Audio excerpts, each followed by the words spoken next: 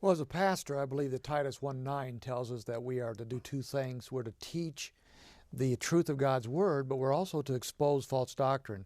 So I believe it's part of the duty of a pastor to study what's going on in our society so our people can be spared some of these things. So throughout the years, I've read literature along these lines, and as the Emergent church began to take off, I wanted to study it, see what they were actually saying, and mainly because I wanted to keep my people and the people that read my literature away from being caught up in something false. So that was the beginning of that. Is it more than just a passing trend? You know, there were certain things, like even the New Age movement came in. The church sort of treated it like a passing fad, which it turned out not to be, by the way.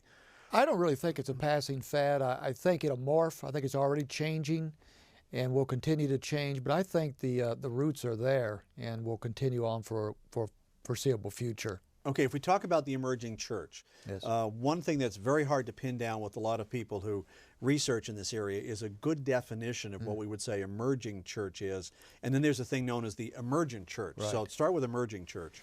Okay, we have, and that's a good point. Between the emerging church and the emergent church, there's some differences.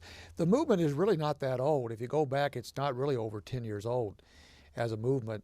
But it is already splintering off in different directions. Some people believe there's 4 different branches of the movement now.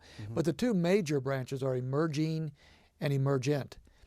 And if I could just in generality say this, the emerging is more about methodology, and the emergent has included methodology with doctrine. And so the emergent leaders want to change not only how we do things, but what we believe. The emerging people, in many cases, are very solid in their doctrinal beliefs. They are conservative in many ways, but they want to change mainly the methodology to reach this generation.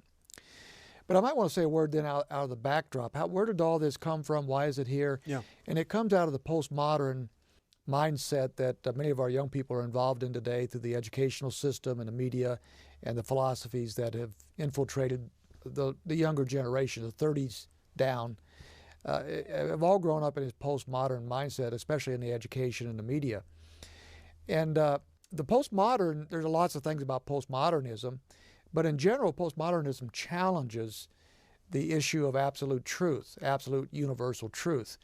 They believe there's such a thing as truth claims for a community or for an individual, but to say that there's an absolute truth that embodies all peoples at all times, that's denied. And actually, if anybody claims that they have an absolute truth, then that is accepted with just real suspicion. So in other words, you and I could have different beliefs, but see, not all the philosophies follow this. I mean, science, I don't think, follows this. No. But for